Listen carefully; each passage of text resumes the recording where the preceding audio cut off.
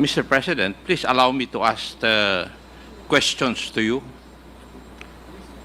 And I hope they would not be considered as stupid questions dahil ayaw nyo po na matanong kayo ng stupid Biro lang yun, sir. questions. Hindi naman ako. It's part of it. Thank you. Araw-araw na, my mouth. Marami pong salamat, Mr. President. Clarification lang po. A while ago, kayo po ay natanong tungkol dun sa mga prinisinta ni Senator Trillanes na mga bank accounts. And you said you Mr. would Chair, sign a waiver. Mr. Chair, with all due respect, Mr. Chair, can you please, can I move for 1 minute suspension? 1 minute suspension. Sergeant at Arms. What is the commotion? Bakit?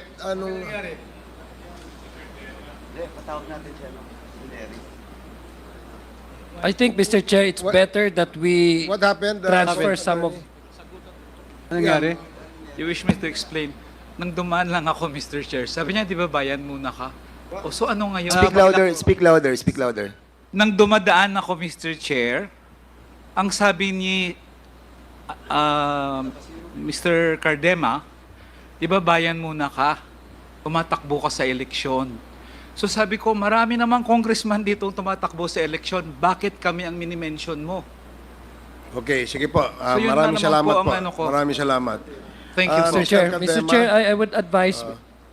I would advise our guests here, please not to provoke anybody, especially the guests here, if I may humbly request, para hindi ho tayo tumagal pa.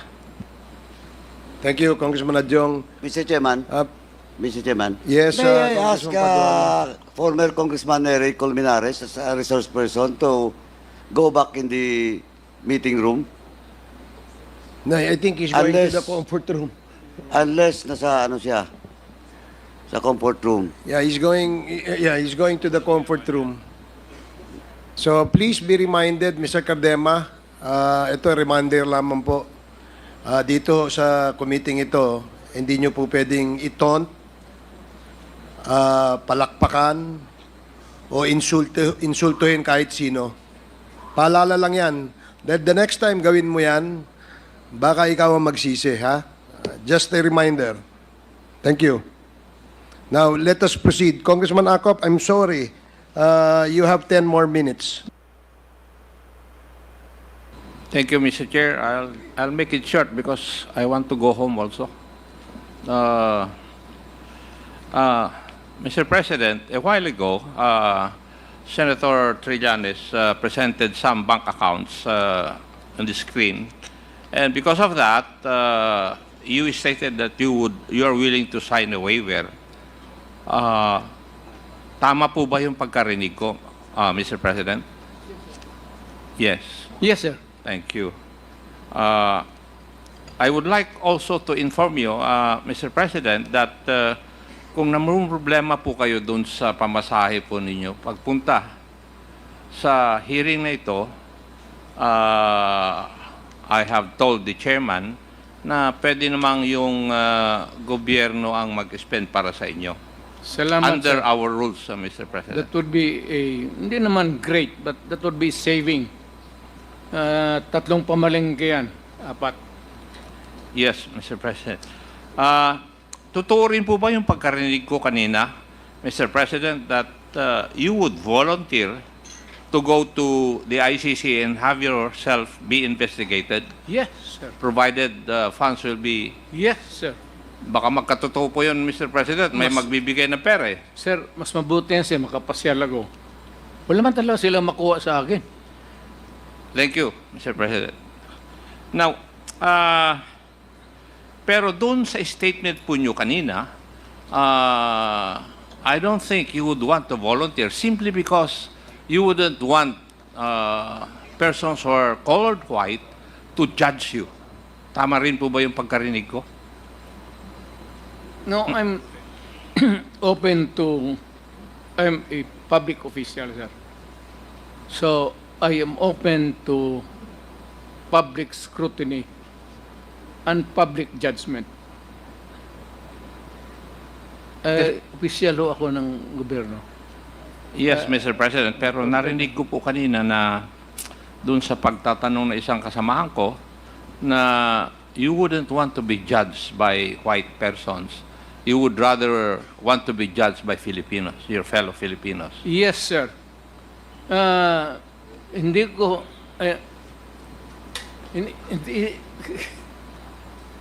when it comes to the dispensation of justice, hindi ko... I do not have the respect and the whatever sa mga puti. They have always looked upon us as inferior ever since. That has not changed over time, many years.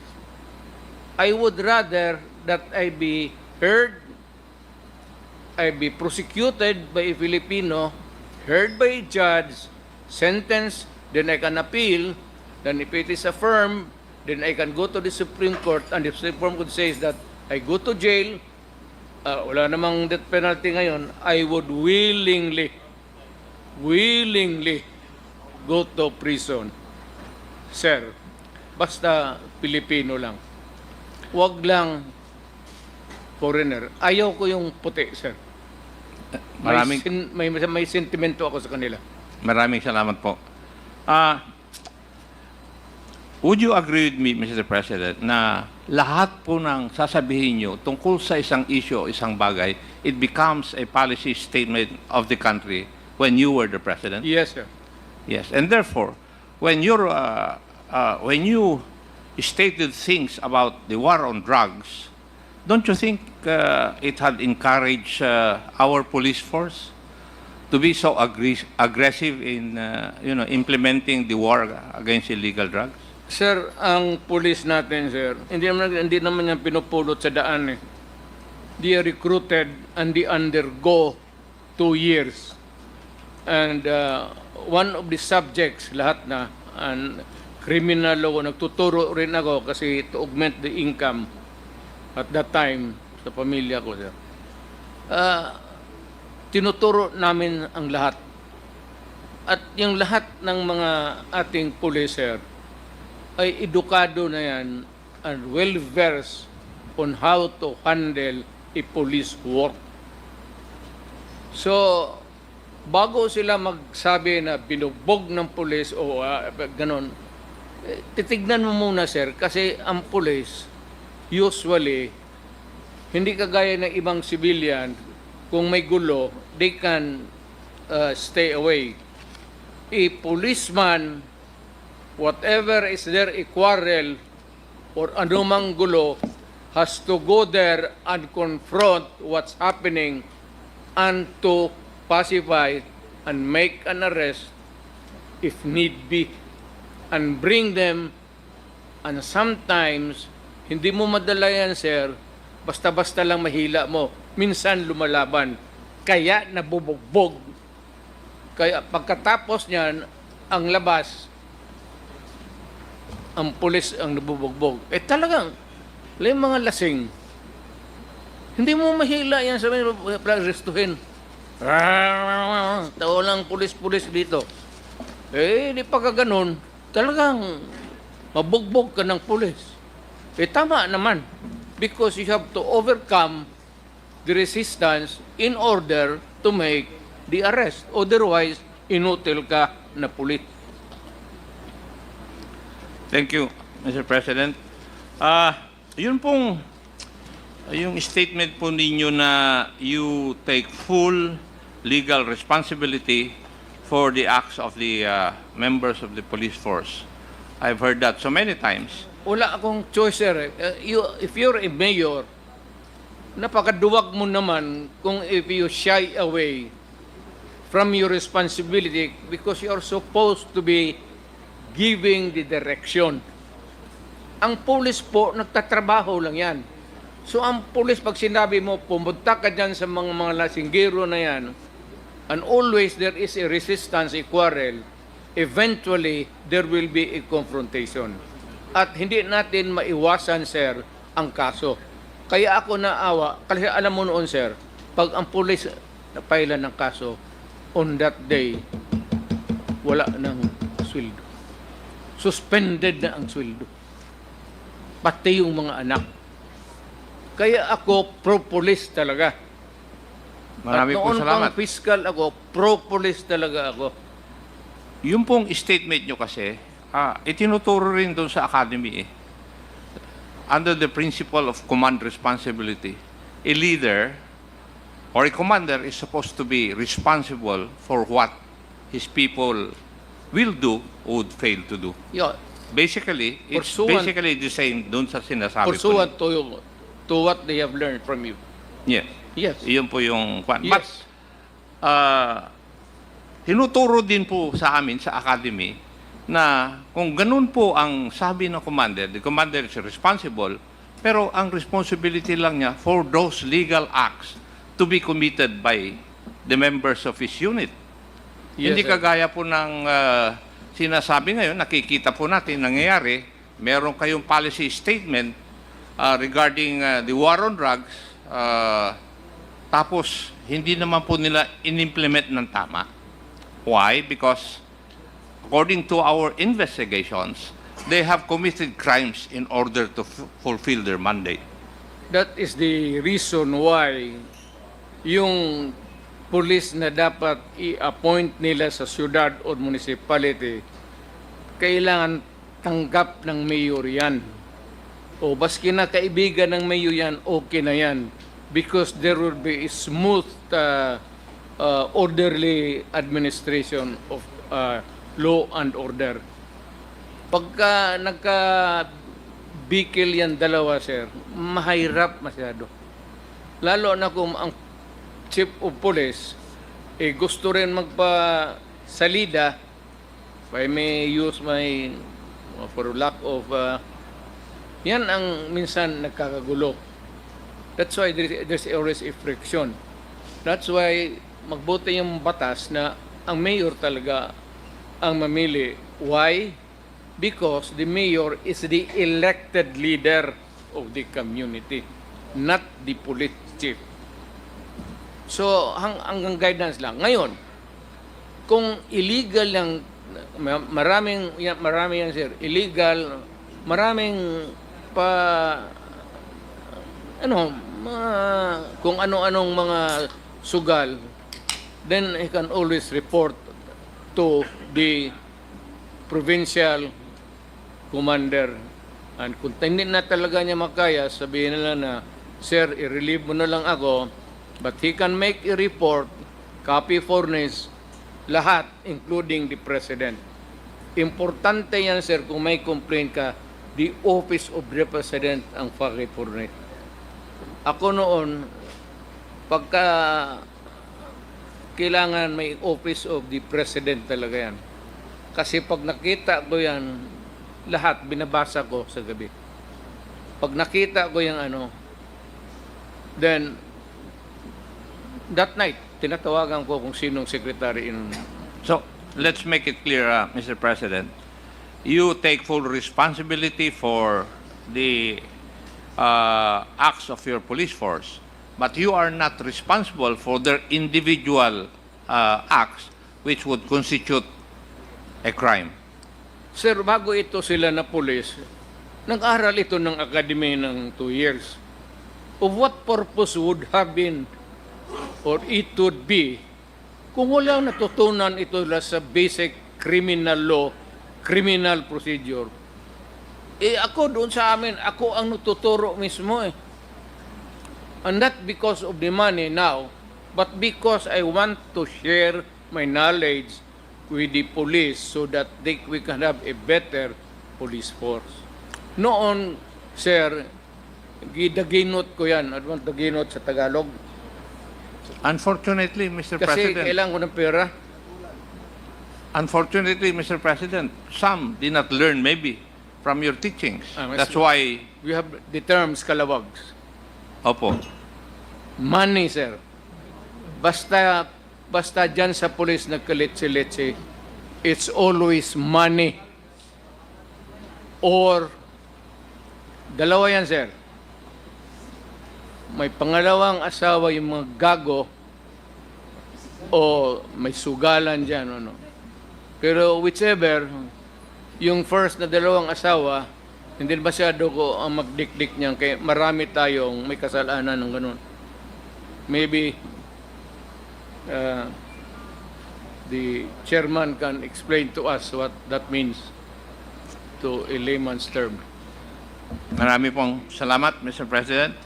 May I ask Attorney Conti, when would you consider a person a criminal?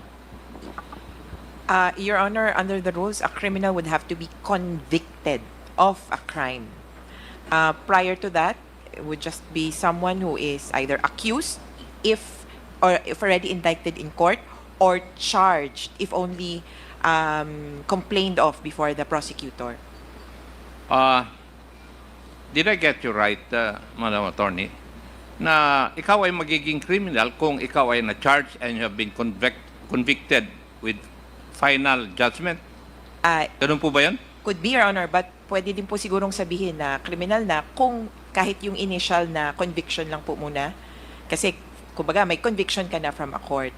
Balik ta rin ko po, kapag sa fiscal charged or respondent, kung tatawagin, kapag nakarating sa korte, accused, and then pag na-convicted, criminal. So, even if you have been convicted sa, for example, regional trial court, nag-appeal siya hanggang sa Korte Suprema, he's already considered a criminal under the eyes of the law? Yes, Your Honor, because there is a conviction. Of course, you can contest that. Pwede nyo pong sabihin na, under appeal pa rin naman. But the conviction stands. It could be just that hindi siya nagsiserve ng sentence. Mr. President, would you agree with that definition? Yes, sir, because there has to be a conviction. Hindi mahirap yung sabihin mo na basta i-demanda mo lang. Especially yung sa nagtatrabaho lang, sir. Yung mga minor offenses, lumalabas yan sa blatter ng pulis. Tapos lumalabas yan sa database nila. Yung mga pobre naman na pag-apply nila for trabaho, lalabas yan eh. No matter na, hindi kailangan conviction, basta may police record, automatically, it is a negative. Between a choice na walang violation, ito may violation, pagka doon may police record, kawawa talaga, sir. So, thank you, Mr. President. Nagwo-worry lang po kasi ako doon sa kanina, meron po kayong example na inilabas na doon sa Davao, merong mga tao na pumasok sa isang bahay, nagnakaw, nag-rape, tapos pagbaba nila, nandun ka, patay sila. Yun po yung sabi niyo kanina. Did I get you right, No, Mr. President? It's not that easy to kill a person. I know. Sinasabi ko yan, sir, yung mga kidnapping with some, hindi sinasauli, pinapatay na lang. Yung mayor ako, hard talaga ako dyan. So, Talagang hard as hard. Yung rape mo, patayin mo. sinasabi po niyo ba sa amin ngayon, Mr. President, na you discarded the presumption of innocence of each and every individual? Yun po ba ang gusto niyong sabihin sa amin ngayon? I am not ready to answer or to give you an accurate answer on that, sir. Depende na yan sa konsensya ko. Pati yung sa mga pulis na kaharap ko. Kasi alam naman ng mga pulis doon na pag sinungaling sila or hihilain nila yung inosenteng tao, alam ng pulis nila, bugbugin ko talaga sila. Nagbubugbog talaga ako ng pulis sa Davao, sir. Pagka-abusado na pulis, talagang pag inabutan kita sa istasyon, sigurado yan. So, Kaya disiplinado ang pulis ko. would it also mean, Mr. President, that sometimes you have discarded the presumption of innocence, then you would also have discarded sometimes the principle of due process. Would that be correct? Due process, yes, maybe. Pero yung sabi, innocent, sir. Huwag nandyan yung babae. Alam mo, karamihan dyan, minsan. Usually, nandyan yung babae. Magsumbong dyan sa opisina ko. May pasa dito, may bugol dito, black eye dito. So, bakit? Binugbog ako. Sinong bumugbog sa iyo? Pulis dyan sa Talumo. Sino? Sabi ko, yung Bongo, yung senator, tawagin mo. O pagdating doon sa opisina, tawagin ko yung asawa. O manood ka. Saan ka unang sinipa? Dito. O di, sipain ko. Saan sunod? Sinuntok ako dito. Suntukin ko. Tapos sunod saan? Sipa uli dito. Sabihin ko, pag inulit mo yan, papatayin kita. Hindi na kita papalusutin. Thank you, Mr. President. The last issue, kasi doon po ako nagwo-worry. Yung pong statement po ninyo na sinasabihan nyo yung mga polis na pag hindi lumaban, i-encourage nyo na lumaban. Would that be correct, yung pagkaintindi ko po ron? Yes, sir.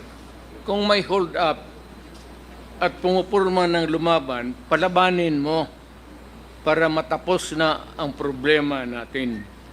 Pero kung yung nakasurrender na, sir, tinapon na yung baril sa... Alam nila, hindi yan.